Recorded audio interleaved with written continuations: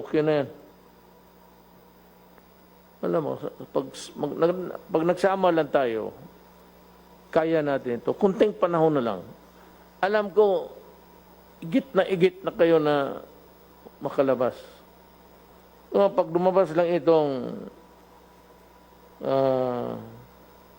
antibody na gawa nila sa labas, parang inumin mo, parang kung baga sa bakterya pa, antibiotic, sisirain niya.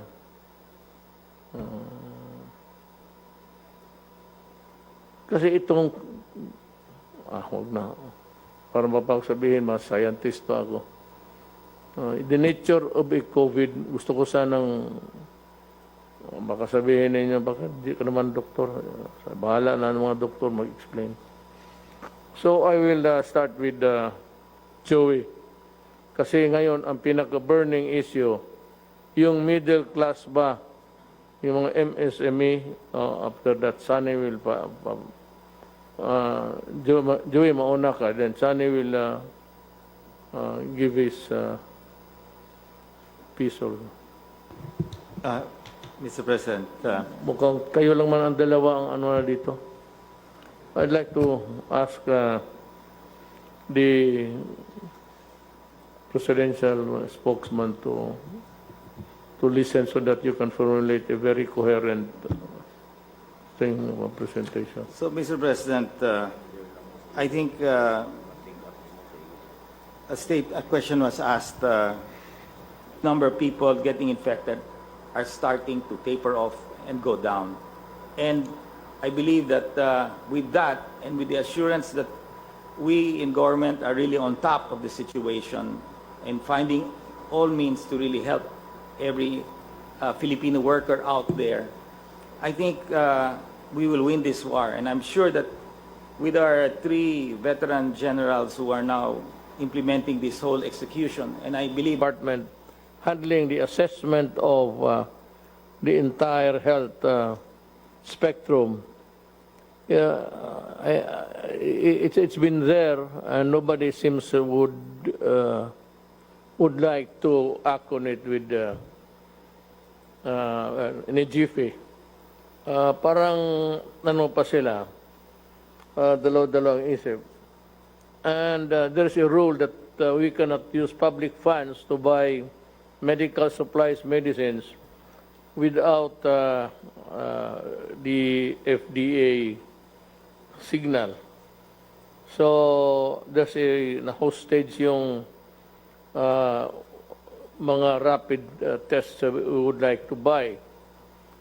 I will take the risk. I will order the health department and everybody. In the meantime, private sector is doing it. Maybe we can take over someday or do it all together with your help. I am clearing the way by ordering the purchase. Total, walang FDA local. But what we are trying to buy outside is approved by the FDA, United States of America.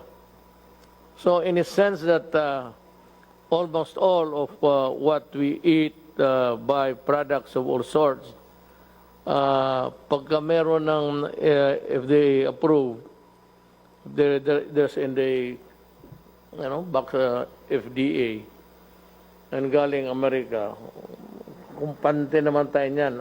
As a matter of fact, I do not really believe that they would do more testing.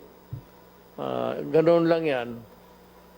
So, pagka walang yung assessment galing doon sa baba sa DOH, hindi natin mabili. I'm clearing the way.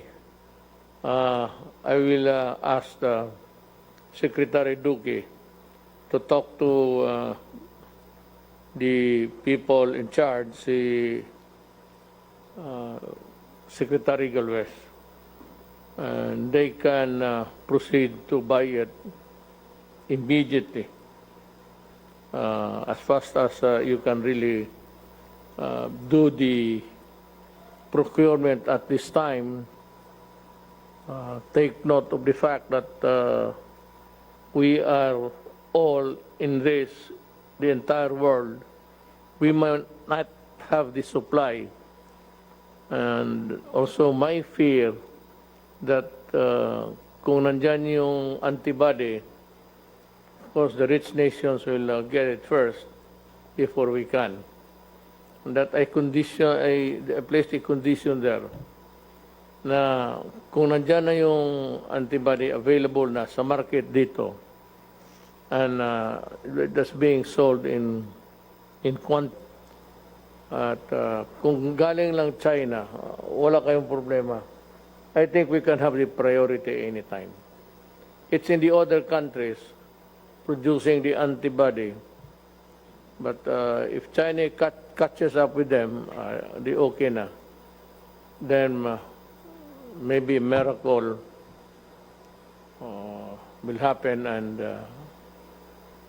civilization is back on its feet. That is how I see it.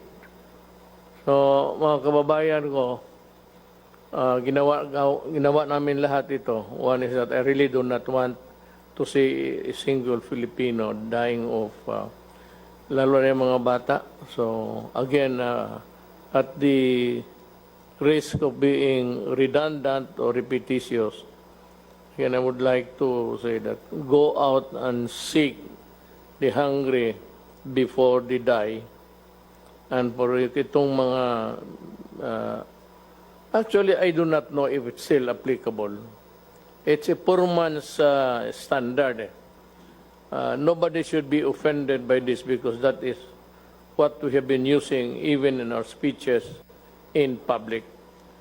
Alam mo kasi, unfairly though, I don't know if it is the classification still good, pero ang ating society, in terms of wealth or was the capacity to hold the money, ang number one is the class A, Group A, which are really the billionaires, the Ayalas and all of them. Good for them. And the second is Class B, still the millionaires, but not as rich and not as powerful as Class A. Then we have the C, Class C. I don't know if this holds, if this will hold true until now. Ang Class C, yun yung mga mayaman na nakapagbili kung kotse, bago, bahay. Ang Class D, you have to divide this. Upper D, yung may mga trabaho at wala masyadong utang. At ito namang lower, Class D, lower. Dalawa yan, division, na kailangan talaga ng tulong. At yung nagbabayad, I said that it was Governor Remulla who suggested it first.